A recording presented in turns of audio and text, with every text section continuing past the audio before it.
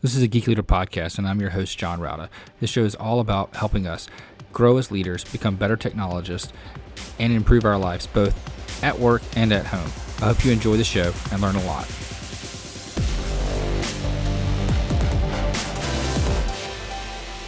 Welcome to a Geek Leader podcast. I'm your host, John Rauda.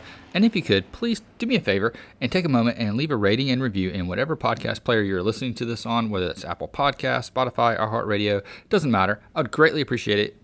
And that feedback really helps get other listeners to the show. Also, if you're not subscribed, go ahead and subscribe so you don't miss an episode. And if you feel so inclined, you can go to geekleader.com/tip and donate to the show. Thanks so much. All right, Geek Leaders, today I'm honored to have Rhea Wessel on the show. She is an American writer, specializes in empowering companies to expand their reach by enhancing their storytelling capabilities. She's also the author of a new book called Write Like a Thought Leader. And we're going to talk about the importance of thought leadership and the importance of writing and why that as a leadership skill is very important and things that we need to talk about. And also, we're going to talk a little bit about why that, it may be important to you to think about, where you would want to expand your reach when it comes to writing a book or anything like that in the future. Anyway, with all that being said, Ray, welcome to the show. Thank you, John. If you don't mind, just tell the audience a little bit about your background and kind of how you got to where you are today and why you decided that this is an important book to put out right now. Mm-hmm. Yes. So I am a journalist and later began writing for companies, a lot of them tech companies, tech consulting companies. Mm-hmm. And I would also be asked to edit their work. And so I would get articles written by teams of consultants and IT specialists. And then I would continually see the same problems or issues with that writing. And I had to develop a language to go back on the call with the team of subject matter experts and explain to them why I am about to massacre their article, right? And so I had to have good reasons why it wasn't working from a writerly point of view. Typically, the knowledge was in there. It was packed full of good ideas. It just wasn't framed right, or the knowledge was buried. And I saw all of these problems in writing from subject matter experts. And I realized that they were burning to get their ideas out there and had fantastic things to say. I mean, I got so many aha moments through interviews with these experts, but in the writing, it wasn't reflecting that genius. Mm-hmm. And so once I realized that there's a pattern to this problem and that as a journalist, I actually have some things to help, a solution for it, that's how I began to develop the methodologies that are in my book, Write Like a Thought Leader. So they're idea methodologies, they're ideation methodologies and framing. So that's how I came to be focused on thought leadership writing, because I really want to help people who have the knowledge get it out there. It's all based on last thought, and then I'll turn back over to you. It's all based on an idea that we already have most of the solutions we really need in this world. Mm-hmm. They're just stuck in somebody's head, right? So please go ahead. I was going to say, I have that same problem where I'll have ideas in my head, and it's very difficult sometimes for me to get them out. And I don't know if it's a lack of knowing the right words to say, confidence in saying them, or a little bit of both. And sometimes I struggle with, I can have a one-on-one conversation with someone and say it all out there just fine. But then when I try to put it down, I can't. I struggle with that gap. There's definitely a difference. And other times I can, I know I need to talk to someone about something. I need to have a difficult conversation. And I can't do that, but I can write it in an email. And I struggle with kind of the combination of both of them. And I don't know what that is or why that is, but sometimes I have that problem. That's interesting that it's kind of the flip side of the problem. Well, for the one where you're talking it out with colleagues and you're able to nail it and really articulate it very well, that is what I experienced among tech professionals as well. It's super talkers, excellent talkers. And then you get it on paper and it's just it's correct, but it's not engaging, right? Or it's just, it's things, I know that, heard that, where we're getting to the new point.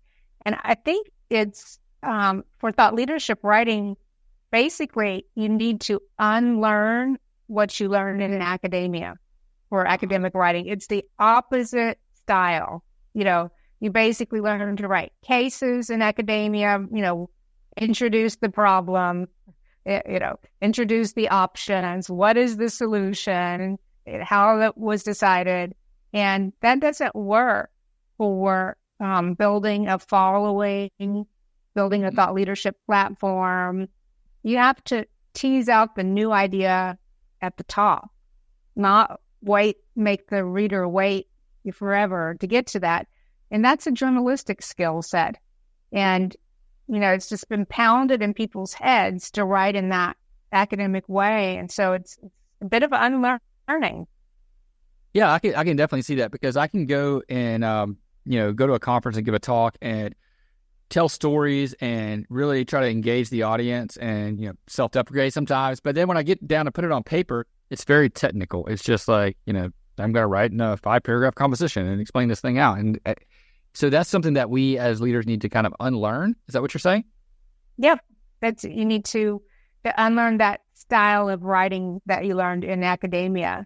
And my book came out in 2021, and I am now working on the second edition of Write Like a Thought Leader, and it will be about how to use AI to deepen your thought leadership and, to develop your thought leadership. And so that problem that you just described is something you could do. AI could help you with that. I mean, obviously you could have done it without AI's help, but let's say you give a great talk and you're really pleased with your performance. And then you, as you said, you'll get back, and then how would I want to, I'd love to turn that into some articles. Well, now what you could do there is you could take the transcript of the recording and run it through a generative AI tool. And then you could, knowing obviously what's in it, you could instruct it to give you some articles, one or many from that. And so you need to be a skilled operator of these tools. It's not that you could just pop in the transcript, and you could give a very lame prompt, write me an article based on this, but you'll get a much better result if you learn the advanced ways of thinking about what you want as the end result, which is a journalistic article. So that's one way that you could use AI. And I'll be talking about things like that in the book, the new version.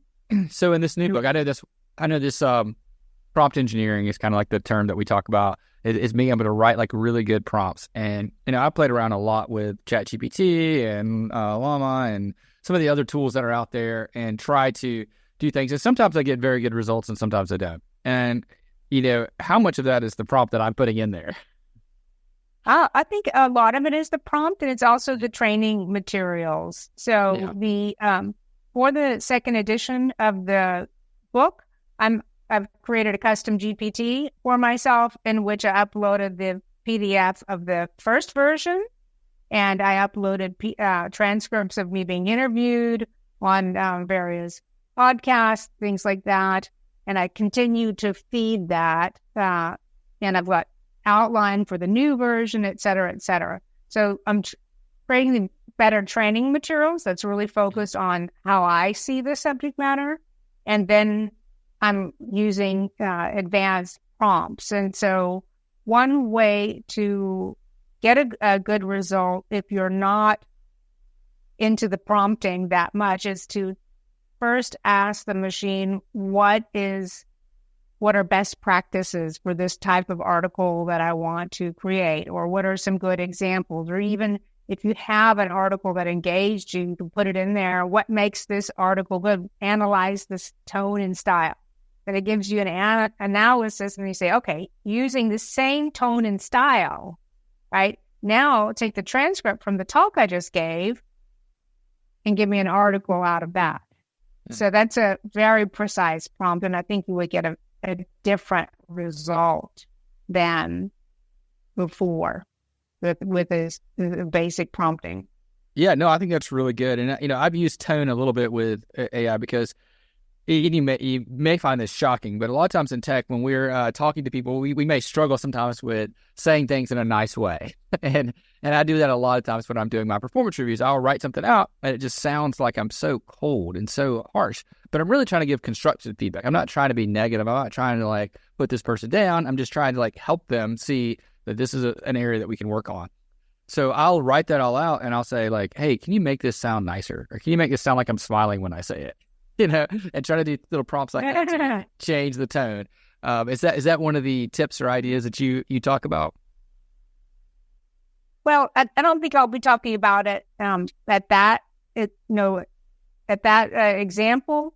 And I also have to be careful with the second edition that the technology doesn't overcome everything I write, because it's writing a book, so forth. So I think I will focus more on the ideation phase because it's like the supply side of the thought leadership. How are you getting those ideas to begin with?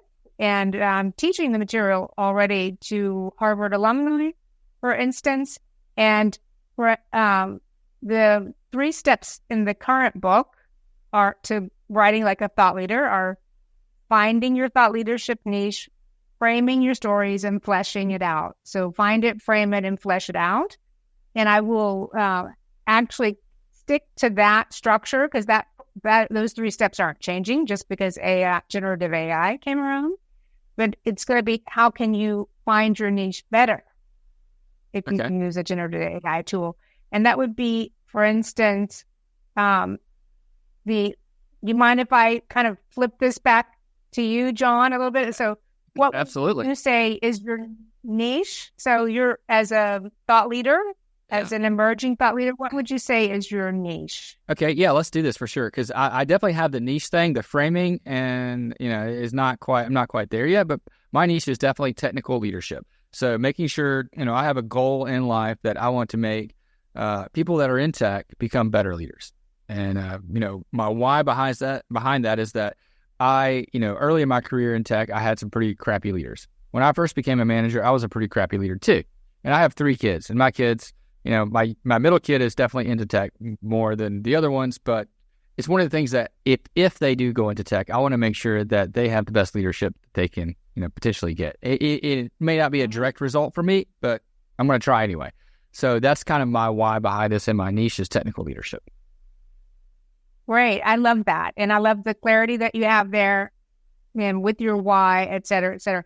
A lot of people aren't there yet. They wouldn't be able to really answer that question. They're still looking around for what that niche might be, or they have so many intellectual curiosities, it's hard to decide on one. So the pointer is rather maybe for someone who's not able to articulate that yet is, okay, you could consider what is it that I know a lot about that matters to my audience, and I have a unique angle on it. So you're looking at that.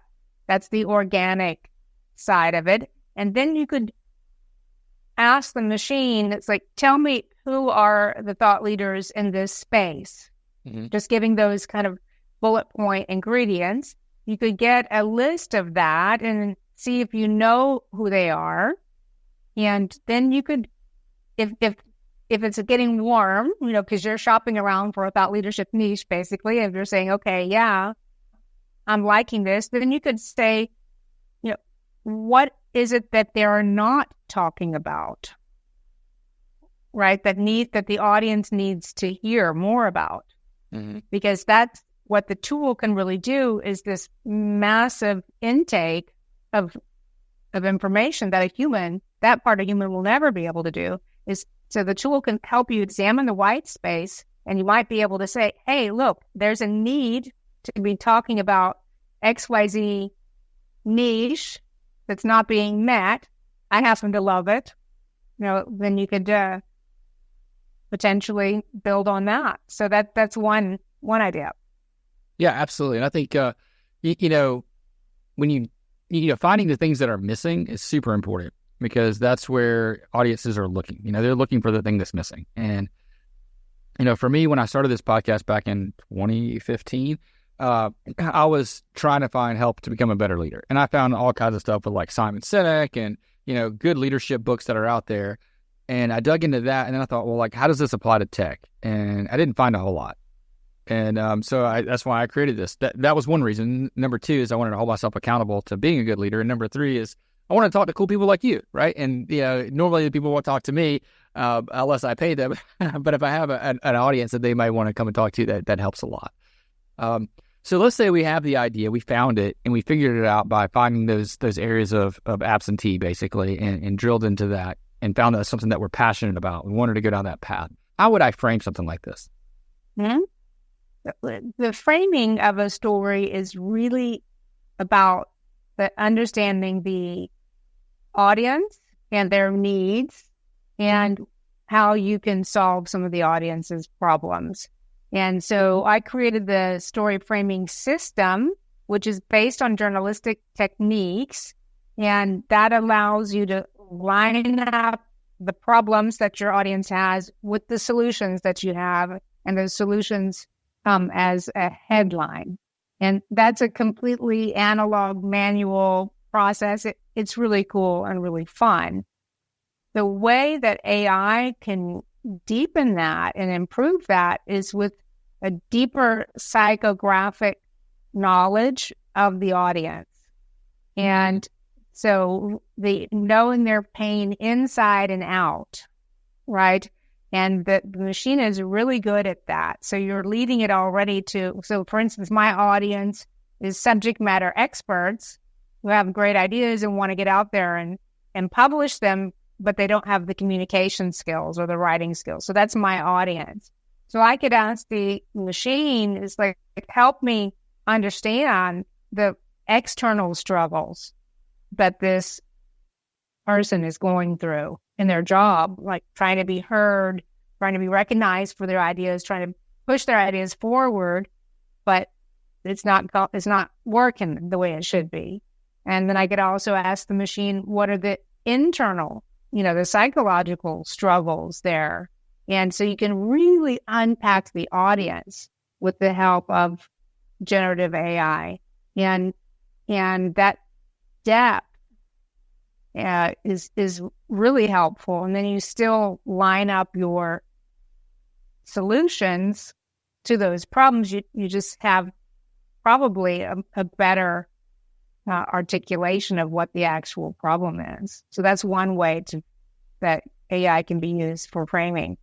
No, yeah, that makes perfect sense. I think, that's one of the things that I struggle with just in general life, is trying to get perspectives from my audience and know who my audience is in a good way. Even if I'm presenting, a project that we're working on, for anything, making sure that I realize like who's in the room and who am I talking to? Am I talking to marketing? Am I talking to sales? Am I talking to finance? What is the department that I'm getting in? How can I frame the presentation that I'm doing or the email that I'm writing to, resonate with them?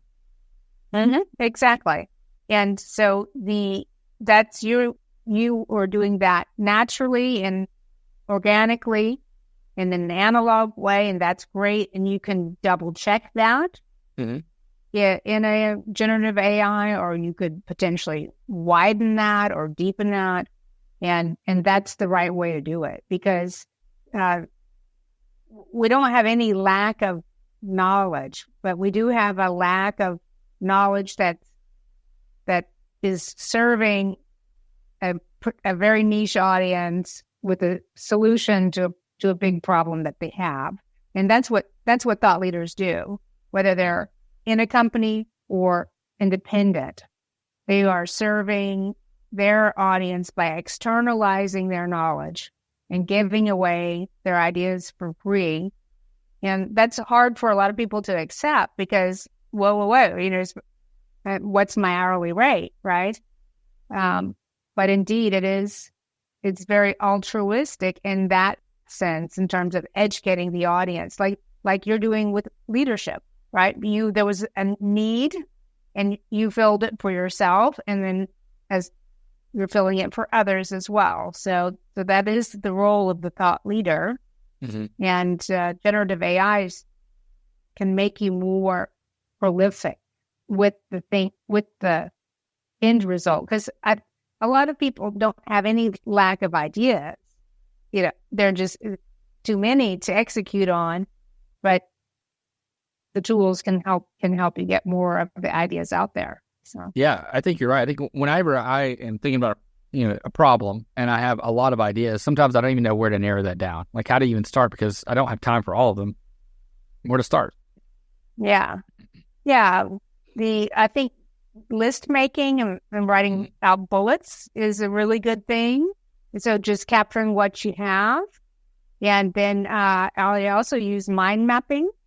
Oh, yeah. And in the center of the mind map, there are different levels of mind mapping. It depends on what stage of ideation that you're at.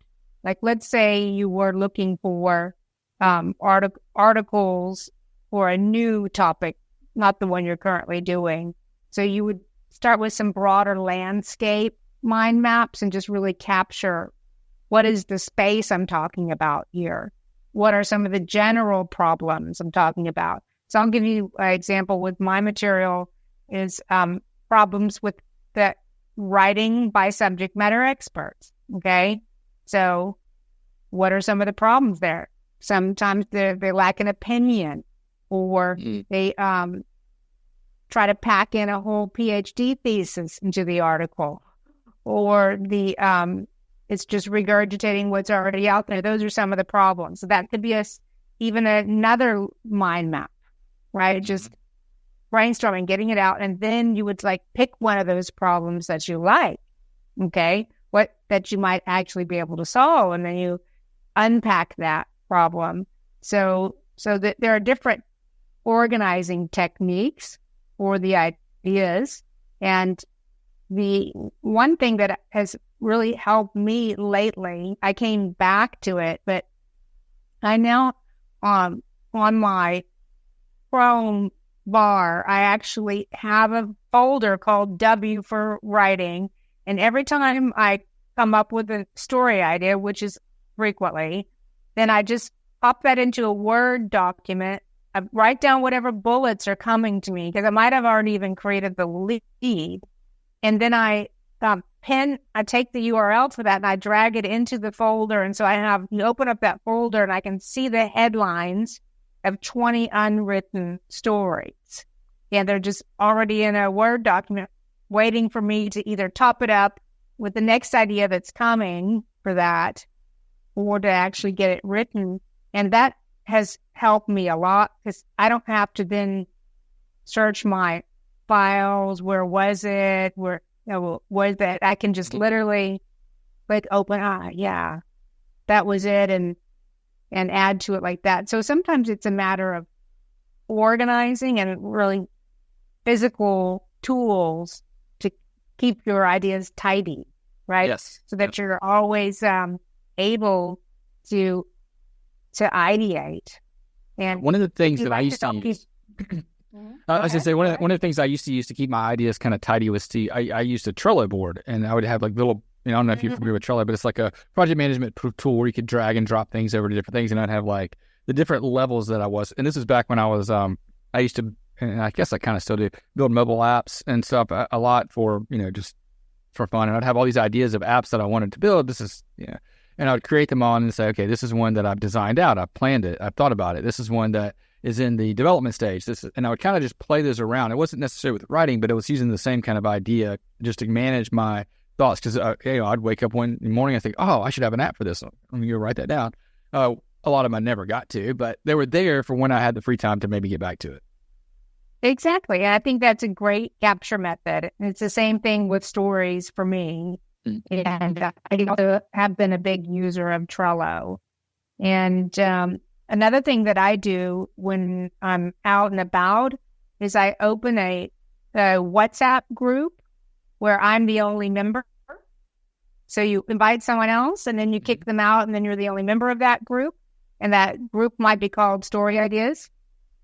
And I'm driving along, and then I can just leave myself a voice note in that channel and capture it that way. Or, because also if you're listening to a lot of audiobooks or podcasts, having a note-taking place like that where it's kind of categorized, not just a notebook that then becomes work to sort, kind of already in the right spot. So is this how you would get to the third category we're talking about, fleshing it out? The fleshing it out. So So to recap, you've found your thought leadership niche, which is it's got your passion in there, plus your expertise and your unique viewpoint. Nailed that down. You're framing your stories, which means you're helping your audience solve problems with ideas that you have, with your solutions. And then you've got to actually write something, right? Because you may have the story idea, but you need to write it. And so how do you actually write it? And the key there and the tips there are that you're taking a first-person journalistic conversational approach, right? It's, as we were talking about earlier, it's not the academic approach. And when we do this in the workshops I give for companies and for Harvard alumni in the Story Boot Camp, then we literally write an article in 45 minutes together in the Zoom, right? It's been all set up and it's not a regular article. It's an article in the thought leadership style because you've considered what is my thought leadership niche, right? Mm-hmm. And you've framed it using those journalistic tools. And now it's time to write it. And one of the tips I say is, okay, now it's time to get this written in 45 minutes. So I don't care about your lead. Don't sit there and tweak the lead and try to make it look beautiful. This is about getting the article done, go for the middle build, and you've got to take off your smart hat, right?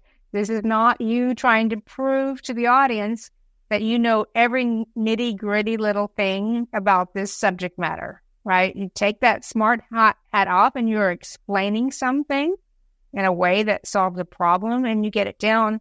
And that group, I wouldn't call it group pressure because no one's going to force you to read your article, but you're there, you're on mute, you're with neighbors, you're not alone. And other journalists besides myself have also helped you with some coaching.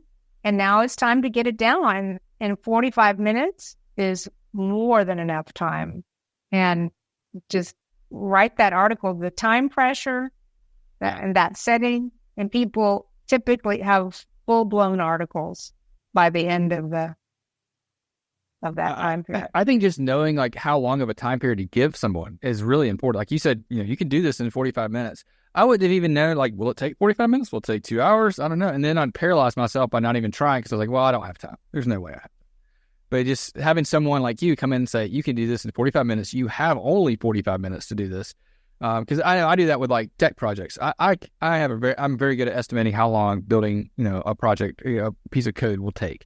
So because of that, I know that I can set myself a deadline and I can, hold myself accountable to hit that deadline. If I don't have a deadline, I'll never do it. I'll just let it kind of drift out for forever. So I think having an expert like you to come in and say, this is really something you can do in 30 minutes. I'll give you 45. You can knock this thing out. That's right. And it works. And a lot of people are willing to read their articles to the group afterwards. And in one of the programs, the article was so beautiful. It was a touching personal story, but it actually fits with her thought leadership niche and business. That I actually began crying. It blew me away. So it was really, and people at the end of that then suddenly think, whoa, I can do this. It's I can get out there with my ideas, and you gain confidence, and you've had a chance to talk over your article with someone else, right? You're not in a vacuum publishing, wondering, do you sound weird or off, or this is old or boring, right? And so that environment really enables people.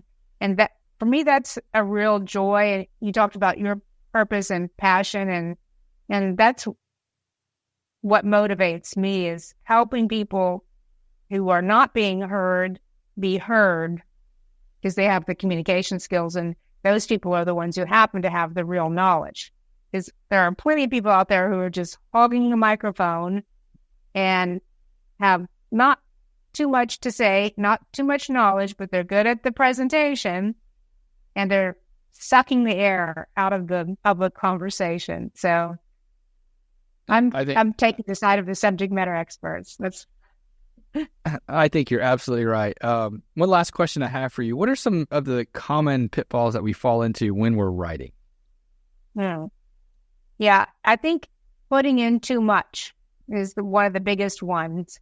And that will also be a challenge as people experiment with AI and as non-writers are tempted to use generative AI for writing, is it can end up sounding like list character or it packs in too much. Now, if you're writing it organically, you're probably unlikely to do the list character thing. That's just, you might have 3 best practices but that's fine, right? The generative AI often comes up with a lot of lists. So one thing is just get that narrow framing, and that comes back to the step 2 in the 3 steps is framing. It's like if you imagine a picture frame here, which part of the matter am I going to have? It's definitely not going to be the whole thing, right? And we have so much information now that the more narrow you can go, the better off you're going to be. So I would say that's among the top problems, is trying to pack in too much and not going narrow enough. And I think a second thing might be rehashing what's already out there. Although you actually have a new opinion, you just haven't had enough sparring with an editor or ideas coach to tease that out.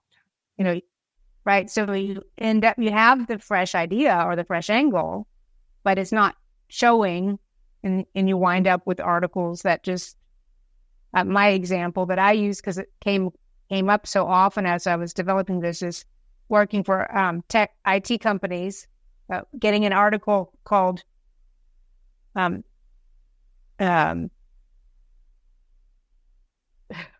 blanking out on what it is, but digital is here to stay, and your company needs a digital transformation. It's like, oh my gosh, I got that article last Friday, the previous Monday, and the Wednesday before that. And it's like, yes, we need more information to solve this problem. We need more knowledge on this. But do not tell me in that way.